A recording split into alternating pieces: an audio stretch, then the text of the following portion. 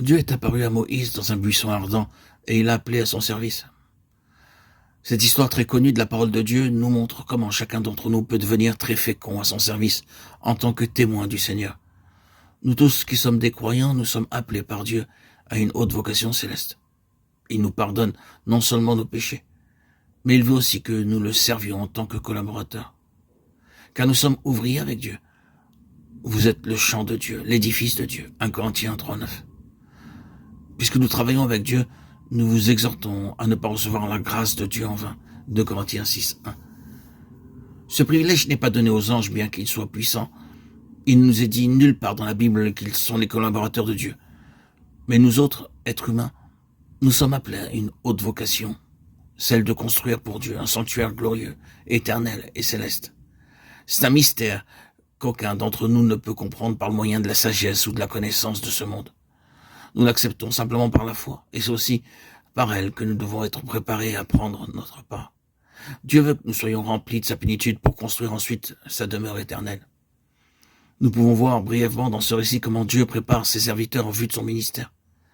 Avant que Dieu apparût à Moïse et qu'il lui confiât sa grande tâche, lui-ci avait essayé de servir Dieu avec son propre zèle.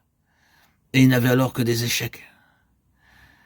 Bien qu'il eût fait un grand sacrifice en refusant d'être considéré comme le fils de la fille de Pharaon, qu'il eût déployé beaucoup de zèle en servant le peuple de Dieu et en essayant de lui venir en aide, il subit des échecs. Il a dû s'enfuir d'Égypte et se cacher au désert dans la maison de son beau-père pendant 40 ans. Cela montre que notre zèle humain ne peut pas nous rendre utiles pour Dieu. Pendant cette période de 40 ans, Moïse a oublié tout ce qu'il avait appris en Égypte. Avant que Dieu pût l'employer avec puissance et avec fruit, il a dû être dépouillé. Il avait été profondément instruit dans toutes sortes de sciences du monde au cours de son séjour en Égypte, mais Dieu n'a pas pu l'employer avant qu'il eût tout oublié. Ainsi, aucun d'entre nous ne peut être de quelque utilité à Dieu à cause de ses qualifications, de sa sagesse ou de son habileté. Pour être un vase utile entre les mains de Dieu, nous devons d'abord avoir une expérience personnelle du Dieu vivant et plein d'amour. L'ange de l'Éternel est apparu dans une flamme de feu au milieu d'un buisson. Moïse regarda et voici, le buisson était tout en feu et le buisson ne se consumait point. Exode 3:2. Dieu lui montra qu'après ce séjour de 40 ans dans le désert avec son beau-père, il était devenu semblable à un buisson desséché. C'est dans ces conditions seulement qu'il pouvait entièrement dépendre de Dieu et de sa parole pour le servir et le suivre. Le feu dans le buisson lui a permis de voir combien Dieu est saint et combien il désire cependant vivre en nous.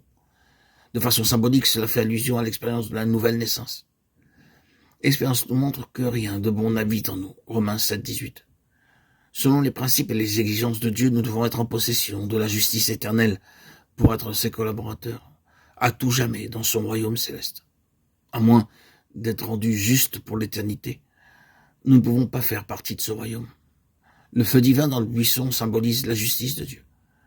Comme nous le lisons dans Romains 10:3, il y a la justice de Dieu, mais aussi notre propre justice.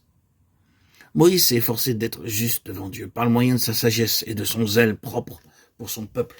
Personne ne pouvait découvrir alors en lui quelque faute. Il était un homme prêt à de grands sacrifices.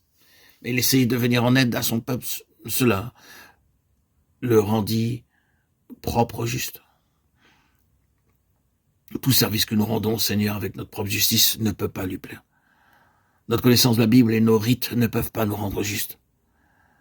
Quand nous acceptons le Seigneur Jésus-Christ comme notre sauveur personnel, il devient notre justice. Selon 1 Corinthiens 1:30, le Seigneur Jésus-Christ lui-même a été fait pour nous sagesse, justice, sanctification et rédemption. Et c'est avec cette justice que nous pouvons nous tenir pour l'éternité devant Dieu et accomplir son œuvre.